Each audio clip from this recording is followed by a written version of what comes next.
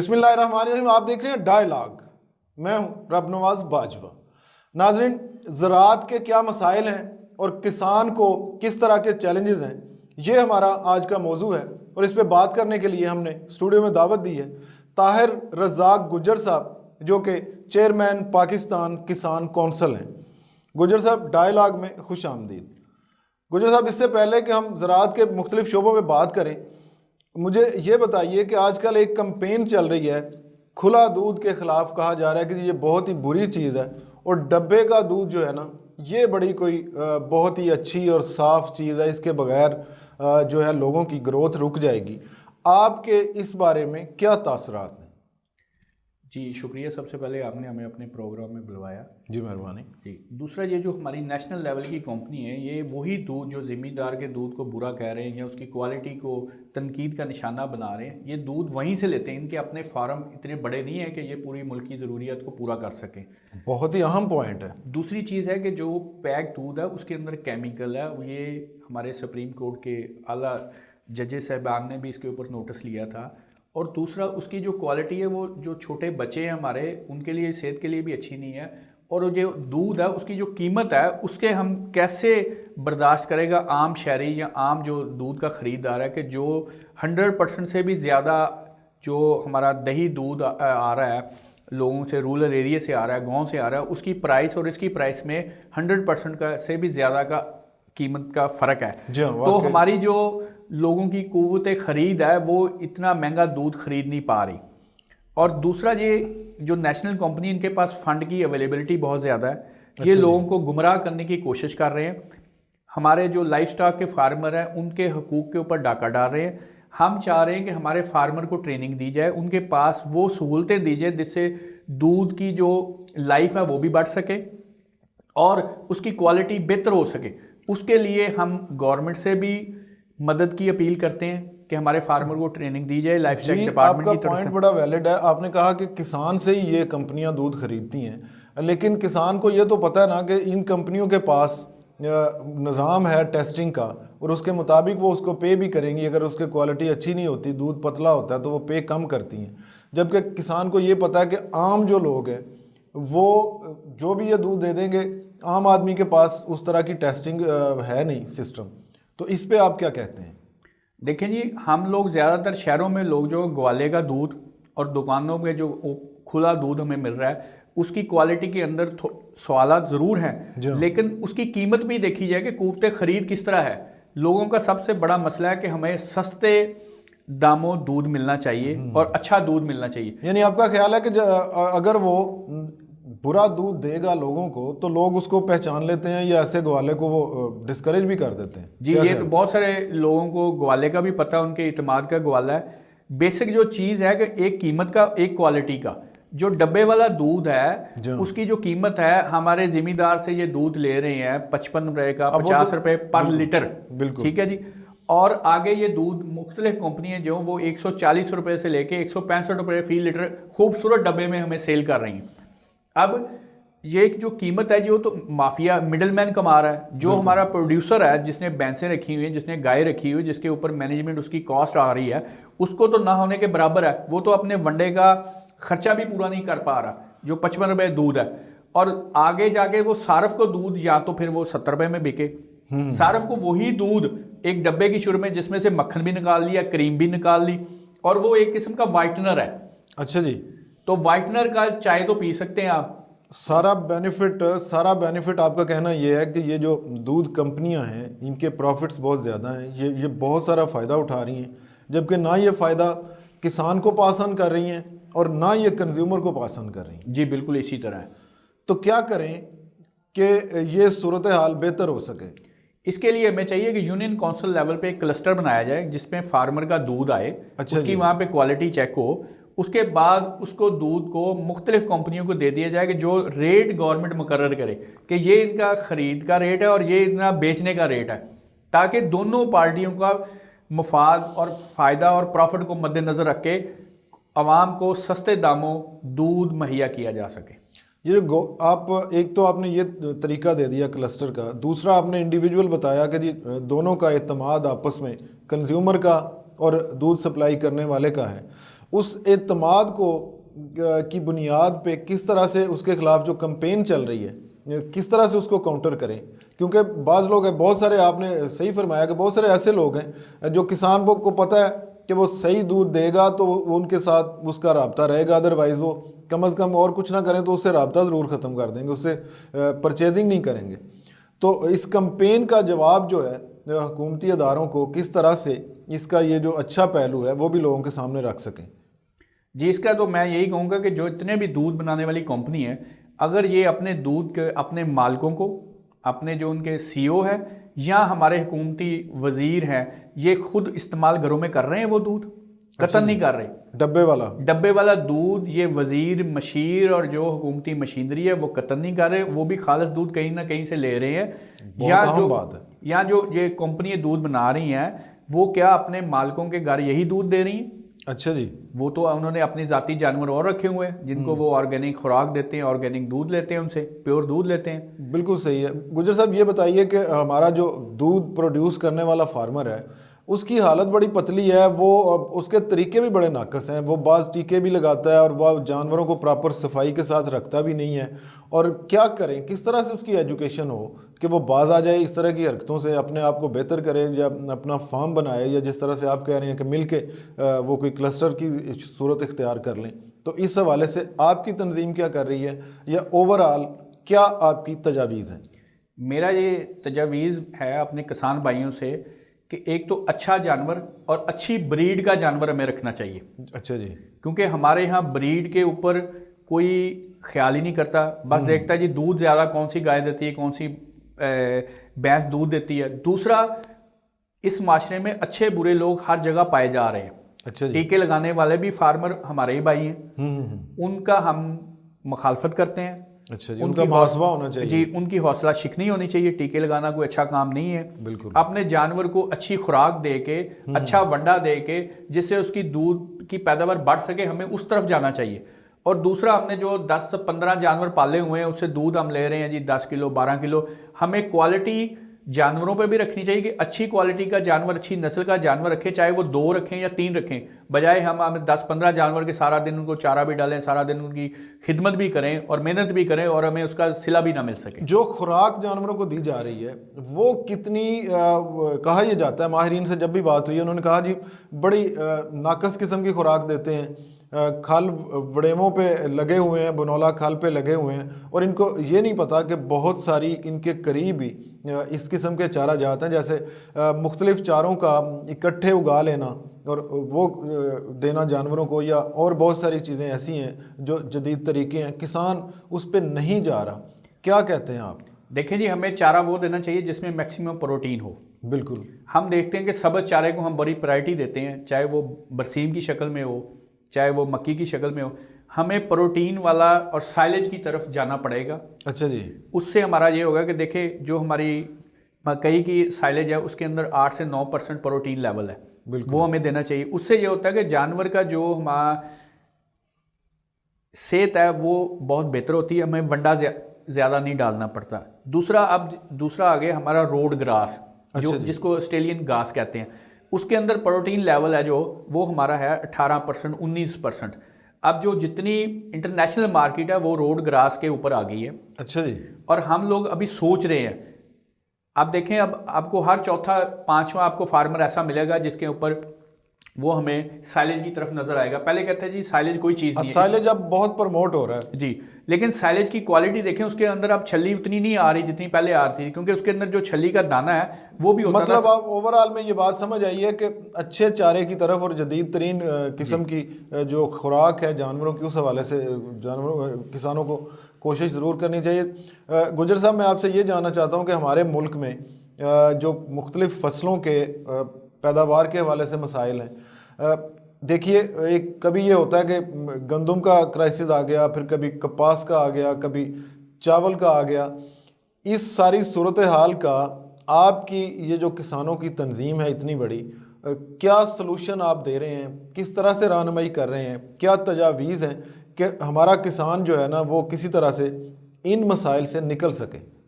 पहले नंबर पे हमें अपनी डिमांड और सप्लाई को मद्देनज़र रख के फसलों का इंतखाब करना पड़ेगा। अच्छा जी।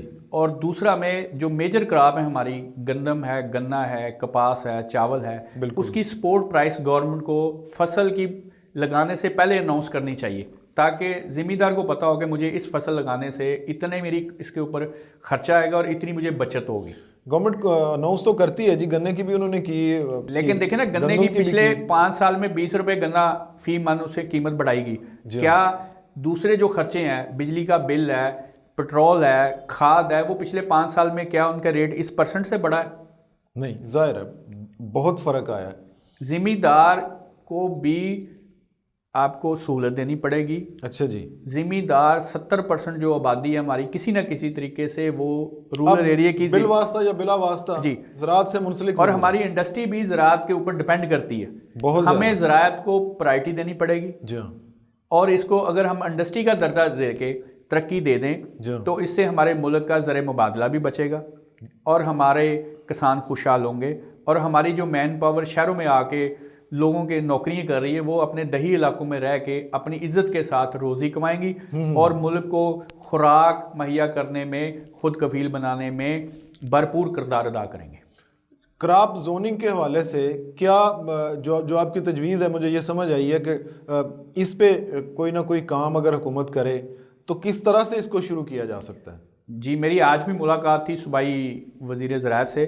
उनसे हमने रिक्वेस्ट की है कि मुल्क में जिस तरह मौसम की तब्दीलियाँ आ रही हैं, क्लाइमेट चेंज आ रही है, दूसरा हमारे पास जो पानी की फरावानी में कमी आ रही है, नहरी पानी की, दरियाई पानी की, बिल्कुल उसको मद्देनज़र रख के हमें क्रॉप जोनिंग की तरफ जाना पड़ेगा। उसकी वजह से ये होगा कि हर एरिए के 200 किलोमीटर 300 किलोमीटर के हमें वहाँ पे अपने नमाशी प्लाट लगाने पड़ेंगे जिसमें बीज के लिए और उनके ऊपर जो पेस्टिसाइड है उसके ट्रायल होंगे। ट्रायल के बाद उस एरिए में वही बीज जो सिलेक्ट होगा वही बीज लगाया जाएगा, जिससे हमारी प्रोडक्शन ज़्यादा होगी और मुल्क को फ़ायदा होगा। क्रॉप जोनिंग किन किन फसलों की हो, किस तरह से हो? क्योंकि किसान जो है वो नॉर्मली कहा यह जाता है वो किसी की सुनता नहीं है या किसी की रहनुमाई पे उस तरह से चलता नहीं है। आपकी तंजीम के पास इस सिलसिले में क्या प्लान है? हमारा प्लान ये है कि जो हमारा एग्रीकल्चर एक्सटेंशन का अमला है, जो हर यूनियन काउंसिल में एक फील्ड असिस्टेंट इस वक्त पंजाब में काम कर रहा है, और जो हमारा लंबड़दारी निज़ाम है, लंबड़दार के पास आधा मुरब्बा रकबा सरकार ने दिया हुआ है, अगर वो मिल बैठ के इस चीज़ को क्रॉप जोनिंग को मद्देनज़र रखते हुए अपनी फसलें उगाएंगे तो हमारा जो फार्मर है वो एक तो उनसे एजुकेशन लेगा, उनको कॉपी करने की भरपूर कोशिश करेगा। अच्छा जी। उससे फ़ायदा होगा हमें। दूसरा है कि जिस फसल में ज़्यादा पानी लग रहा है, मसलन गन्ने की फसल है, चीनी पूरी इंटरनेशनल मार्केट में सस्ती है और हम ये 45 ख़ानदानों के ऊपर क्यों डिपेंड कर रहे हैं? 45 ख़ानदानों के मुफाद के लिए आपका कहना है? जी, गन्ने की फसल को 21 से 22 नहरी पानी लगते हैं, जिससे हमारा पानी ज़ाया हो रहा है। और ये जो फसल है पहले 1 साल की थी, अब ये 14 माह से ऊपर की चलेगी, क्योंकि शुगर का क्रैशिंग सीज़न जो है ना वो इन्होंने जानबूझ के लेट कर दिया, जिससे हमारी गंदम की बिजाई का एरिया भी कम हो रहा है। बिल्कुल सही। ये शुगर इंडस्ट्री जो है, आपके ख्याल में इनमें कुछ ऐसी काली भेड़ें हैं जो कि माफिया की सूरत भी इख्तियार कर चुके हैं? शुगर से रिलेटेड तमाम लोग ही माफिया की शक्ल में हैं। अच्छा जी। उसमें किसी को माफ़ी नहीं दी सकती। ये ज़िम्मेदारों का खून चूसते हैं और ख़ुद अमीर से अमीर हो रहे हैं। फसल किससे ले रहे हैं? ज़िम्मेदार से। ज़िम्मेदार के कपड़े साल के बाद चेंज करने, उसको जराबें लेनी मुश्किल हो रही हैं, उसको अपने बच्चों की शादी करनी मुश्किल हो रही है। और ये हर साल नए मॉडल की लैंड क्रूजरें ले रहे हैं और अरबों रुपए का बेनिफिट गवर्नमेंट से भी सब्सिडी ले रहे हैं और ज़िम्मेदार को प्रॉपर रेट दे नहीं रहे। बहुत सही बात है। नाजरीन, ताहिर रज़ाक गुज्जर साहब से हमारी गुफ्तगू जारी है। अभी लेते हैं एक छोटी सी ब्रेक और ब्रेक के बाद जब वापस आएंगे तो इनसे पूछेंगे कि क्या वजूहात हैं कि किसान से मुतल्लिक जितने लोग हैं वो सारे, तो नई गाड़ियां भी इन्होंने फरमाया कि हर दफ़ा मॉडल तब्दील कर रहे हैं, जबकि किसान की जराबें कई साल पुरानी हैं। हमारे साथ रहिएगा।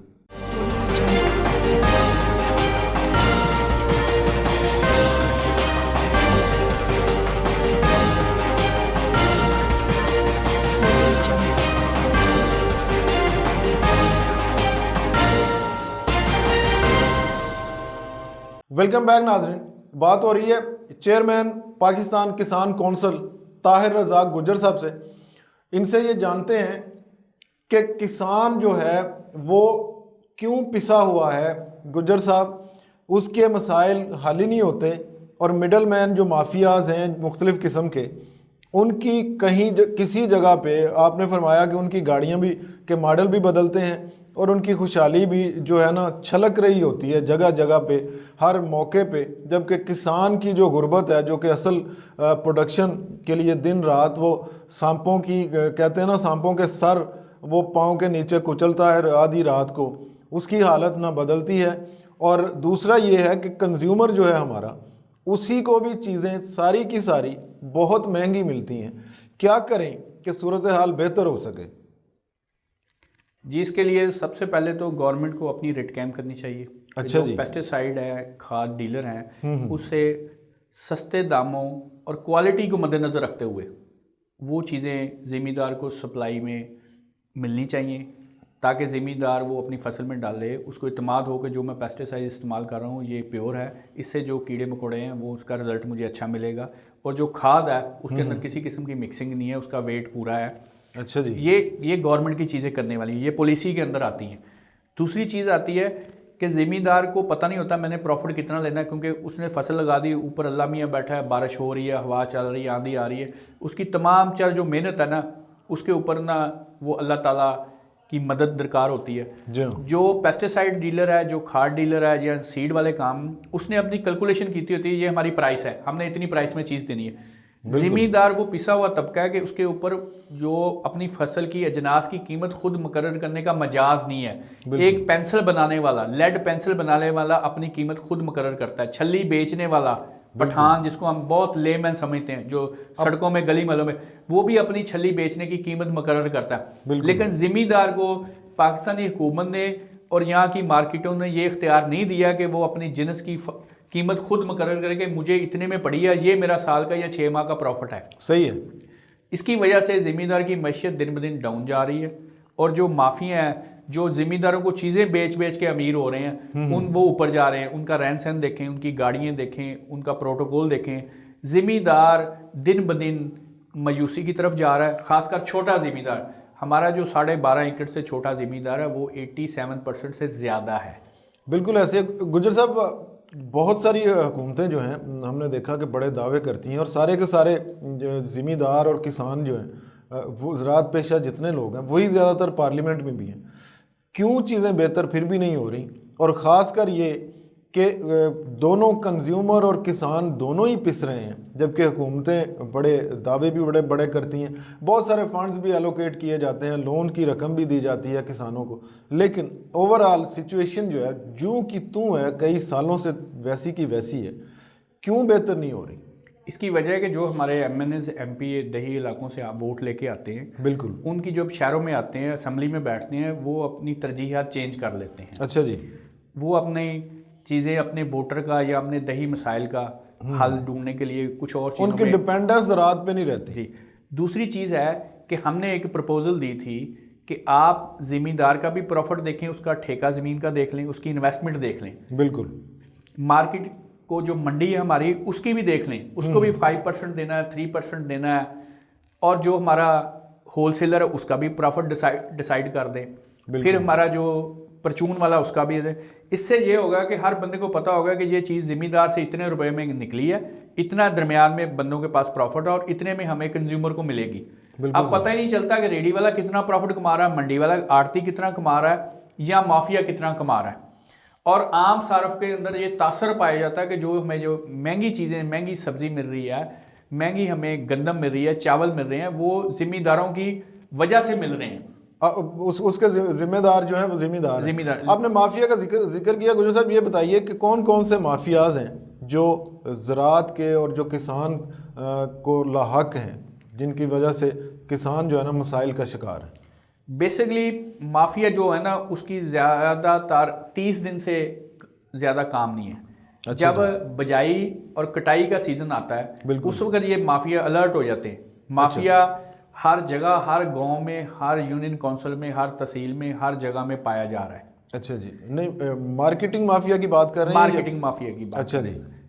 उसका ये है कि जो ज़िम्मेदार उसके पास होल्डिंग की पावर नहीं है। ज़िम्मेदार चाहता है कि आज मेरी फसल की कटाई हुई है तो आज ही मैं इसको सेल कर दूं और मैं नेक्स्ट फसल के लिए अपनी खाद बीज का बंदोबस्त उसने करूं। तो कई महीने इंतजार जो किया ठीक होता है कि है। फसल दूसरा उसके पके। पास स्टोरेज की कैपेसिटी भी नहीं है, क्योंकि बिल्कुल। उसके पास ज़खीरा रखने के लिए कमरे नहीं है, गोदाम नहीं है। उसका यही होता है कि यार इसको मैं जल्दी जल्दी सेल आउट कर दूं। जब जिम्मेदार जल्दी सेल करेगा तो माफिया के अपनी मर्जी का रेट मुकर्रर करेंगे, उससे अर्जा नरखों में चीज़ें खरीदेंगे जी हाँ। और अपना प्रॉफिट ज़्यादा रख के वो सार्फ को या कंज्यूमर को वो चीज़ें बेचेंगे। इसी चीज़ को अगर हम ताज़ा तरीन सूरत हाल पे लेके आएँ तो 7 नवंबर तक जो पैडी है इसकी धान की जो प्राइस है वो किसी हद तक स्टेबल थी।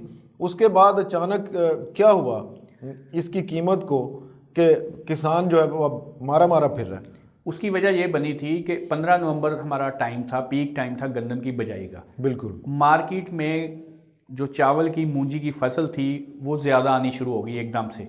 जाहिर है तो जो मिल ऑनर थे उन्होंने अपनी परचेजिंग मिनिमम कर दी, बिल्कुल स्लो कर दी, कि इन्होंने बंद कर दी, इंटेंशनली रोक की कि अब जिम्मेदार के पास होल्डिंग की पावर नहीं है, स्टॉक करने की कैपेसिटी नहीं वो रखता। जिम्मेदार ने मजबूरन बेचनी और गंदम लगानी है। अच्छा जी। तो उसने अपने एजेंट माफिया लोगों को छोड़ा कि आप जो मूंजी की फसल है वो सस्ते दामों में खरीद के हमें दें, जिससे हर मिल ऑनर ने लाखों रुपए कमाए, लेकिन ज़िम्मेदार बेचारे ने अपने खून पसीने की मेहनत से जो असल उसको मुआवजा मिलना था वो भी नहीं मिल सका।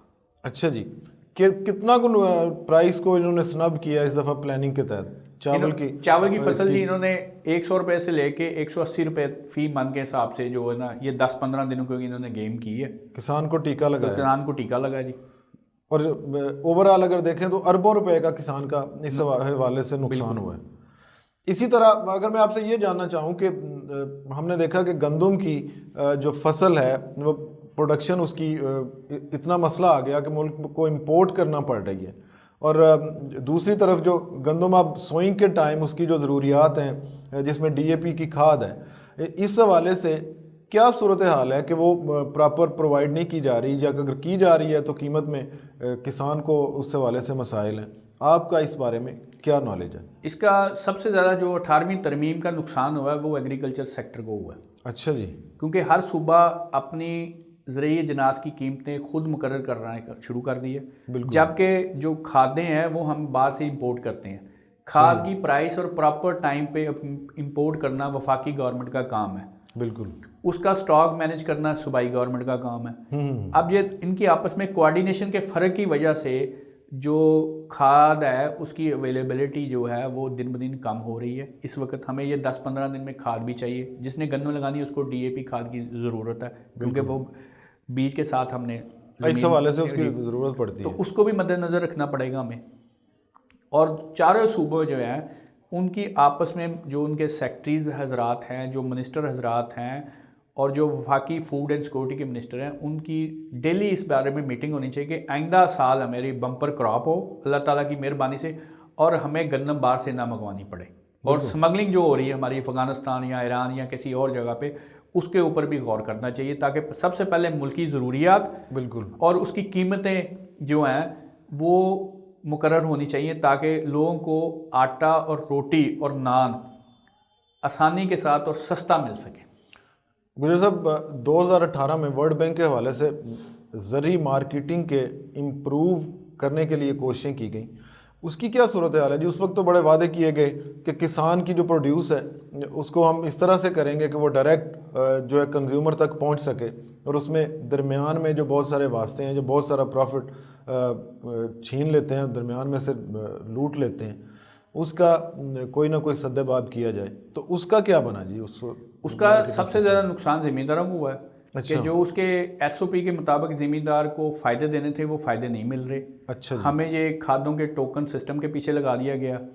वो ऐसे ही है कि किसी अगर 100 फार्मर का टोकन निकला तो वो जो लिया गया वो 20 लोगों ने लिया, 25 किसी ने टोकन ज़ाया कर दिया, किसी को पढ़ना नहीं आया, किसी को मैसेज करना नहीं आया। और दूसरा था कि हमारी जो मार्केट को सपोर्ट करना था, जो प्राइस को देखना था, जो ज़िम्मेदार के तहफ़्फ़ुज़ को देखना था, उसका जो बजट था वो किसी और प्रोजेक्ट में लगा दिया गया। अच्छा।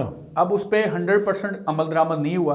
उसका नुकसान ज़िम्मेदार को भी हुआ और हमारी हुकूमत को भी हो रहा है, लेकिन हुकूमत इस पर कोई सद्देबाब करने के लिए एक्शन लेने के मूड में नहीं नज़र आ रही।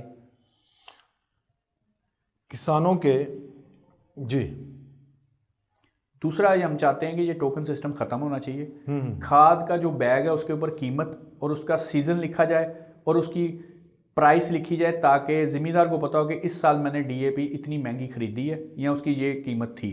जो टोकन सिस्टम वाला चक्कर है वो ख़त्म होना चाहिए, इससे ज़मींदार हमारा परेशान है। मुतालबात क्या हैं, वो जो पहले पूछ रहे थे कि आपके मुतालबात मोटे मोटे क्या हैं जिन पे हुकूमत को और उसका हल भी बता दें ताकि वाक़ई इख्तियार उनका हल बता। चेयरमैन साहब, आपने बहुत सारी चीज़ें जो है हाईलाइट की हैं। मैं आपसे जानना ये चाहता हूँ कि क्या क्या मुतालबात हैं आपकी इस किसान कौंसल के जिन पे अमल करके सूरत हाल किसान की जो पोजीशन है उसको बेहतर किया जा सके और ज़राअत में ओवरऑल बेहतरी और तरक्की लाई जा सके? जी, सबसे पहले हमें अच्छा बीज मिलना चाहिए, अच्छा, जिससे पर एकड़ हमारी प्रोडक्शन ज़्यादा हो सके। और इस वक्त सीड की फ्राहमी में क्या रुकावटें हैं फेडरल लेवल पे और सूबाई सतह पे? बेसिकली सीड को अब ना सूबाई सतह पे दे देना चाहिए। जो फेडरल सर्टिफिकेशन वाला डिपार्टमेंट है उसके पास अमला इतना नहीं है कि वो जगह जगह जाके डीलर को चेक करे कि उसके पास बीज अच्छा है या नहीं है या गैर मेरी बी है। तो उसके लिए उसके पास स्टाफ नहीं है। बहुत अच्छा मुतालबा है। अच्छा, दूसरा हमें कि जो हमारी बड़ी फसलें हैं 4, उनकी कीमत बजाई से पहले लगाई जाए ताकि ज़मींदारों को पता हो कि हमें इतना प्रॉफिट इसमें मिल सकता है। तीसरा, हमारा जो क्रॉप जोनिंग की तरफ आना पड़ेगा हमें। बहुत आला। ठीक है।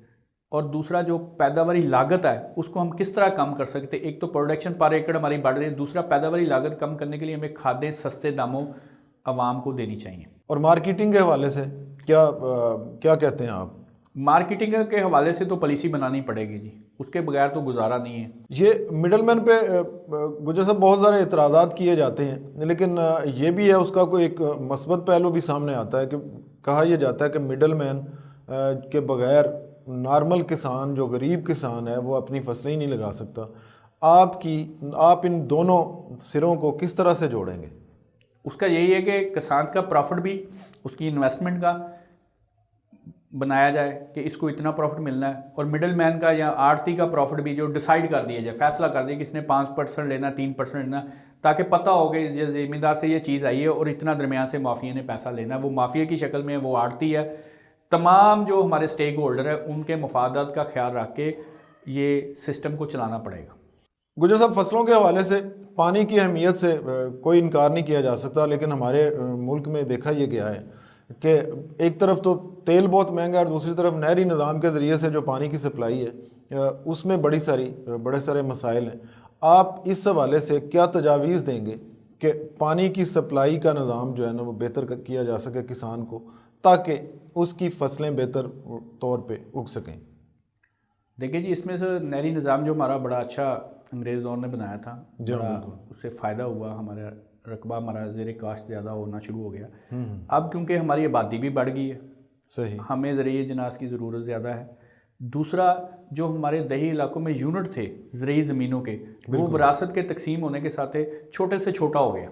अब जो वाटर चैनल हमारे हैं, वो कुछ वाटर चैनल हमारे वाटर मैनेजमेंट डिपार्टमेंट ने पक्के कर दिए और कुछ हमारे अभी भी कच्चे हैं। जो कच्चे हैं उससे हमारा पानी ज़ाया हो रहा है, बहुत सारा पानी ज़ाया। और आपका ख्याल है कि उनको पक्के खाले करने का जो निज़ाम है उसको मज़ीद बेहतर किया जा सके? दूसरा, हमें हर मुरब्बे के अंदर एक तालाब बनाना चाहिए जिसमें हमें बरसाती पानी और नहरी पानी हम स्टोर कर सकें, और वहाँ से हम ड्रिप इरीगेशन की तरफ से जाके पानी को महफूज और थोड़े पानी से ज़्यादा हम पैदावार ले सकें। मतलब पानी के इस्तेमाल के जदीद तरीन तरीके जो इख्तियार किए जा सकें। तो जदीद तरीन तरीक़ों से मुझे ये बात याद आई है कि क्रॉप जोनिंग और इंटर क्रॉपिंग जो है उस पे बड़ा कम काम हो रहा है, और हमारे किसान को इंटर क्रॉपिंग की तरफ किस तरह से लाया जा सकता है?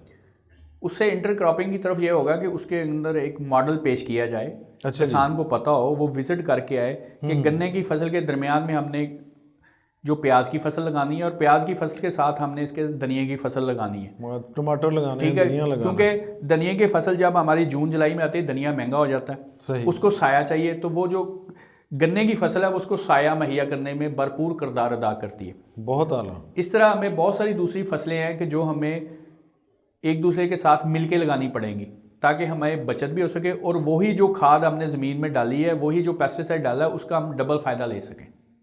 बहुत ही आखिरी सवाल है कि ये जो सब्सिडाइज करती है हुकूमत मुख्तलिफ चीज़ों पे, आपके पास कौन सी लिस्ट ऐसी है कि जिनको सब्सिडीज मिलनी चाहिए, जिनको नहीं मिलनी चाहिए, क्योंकि कौम का पैसा है, किसी बेहतर तरफ लग जाए तो किसानों का भी भला हो जाए। गुजर साहब, हुकूमतें सब्सिडी का बहुत जिक्र करती हैं, आपके ख्याल में क्या तरजीहात होनी चाहिए ये सब्सिडी देने की, ताकि जो आवाम का पैसा है वो किसी बेहतर इस्तेमाल में आ सके और हमारी ज़राअत और किसान की हालत बेहतर हो सके? मेरे ख्याल में सब्सिडी हमें चाहिए जो हमारी बेसिक ज़रूरत है उस पर देनी चाहिए, गंदम पे, ताकि आटा रोटी इस पे ज़िंदगी है अच्छा जी, एक मज़दूर की। बहुत आला। और जो हमारे शहरों में लोग रहते हैं उनको इस अहमियत से वो इनकार नहीं कर सकते जितनी उनको आटे की रोटी की सस्ती ज़रूरत है। उस पर सब्सिडी देने के लिए ये है कि ज़मींदार को आप मैक्सिमम फैसिलिटेट करें ताकि उसकी प्रोडक्शन ज़्यादा आए। ये गंदम का रेट बढ़ाने से मसले का हल नहीं है कि आज गंदम का रेट 2000 हो जाए, साल के बाद ये 2500 हो जाए। हम चाहते हैं गंदम का रेट मिनिमम होना चाहिए, इसकी पैदावार कम होनी चाहिए। हमारी जो इस वक्त पर एकड़ प्रोडक्शन है वो 30-32 मन है पूरे मुल्क की, बरानी एरिया की और नहरी एरिया की। हम चाहते हैं ये 60 से 70 मन चले जाए ताकि इसकी कीमत मजीद आधी हो सके और गंदम सस्ती मिले लोगों को। एक दूध पे ऊपर सब्सिडी होनी चाहिए, गंदम पे होनी चाहिए। चीनी महंगी कर दें, चीनी का कोई मसला नहीं, चीनी के कोई सब्सिडी नहीं देनी चाहिए, ना शुगर मिल को देनी चाहिए, ना फार्मर को देनी चाहिए। बहुत ही आपकी आला तजवीज़ हैं। चेयरमैन पाकिस्तान किसान कौंसिल ताहिर रज़ाक गुज्जर साहब, मैं डायलॉग की टीम की तरफ से आपका शुक्रिया अदा करता हूँ, आपने डायलॉग के लिए वक्त दिया। नाजरीन, किसानों के नुमाइंदे ताहिर रज़ाक गुज्जर साहब का कहना है कि किसानों को क्रॉप जोनिंग की तरफ आना पड़ेगा, इंटर क्रॉपिंग की तरफ आना पड़ेगा, हुकूमतों को अपनी सब्सिडीज़ जो हैं उनको रैशनलाइज करना पड़ेगा और तमाम स्टेक होल्डर्स को मिलके ज़राअत को जदीद तरीन बनाना पड़ेगा ताकि किसान और कंज्यूमर दोनों का ही भला हो सके। इसी के साथ ही आज के डायलॉग का वक्त ख़त्म हुआ। इजाज़त दीजिए, अल्लाह हाफ़िज़।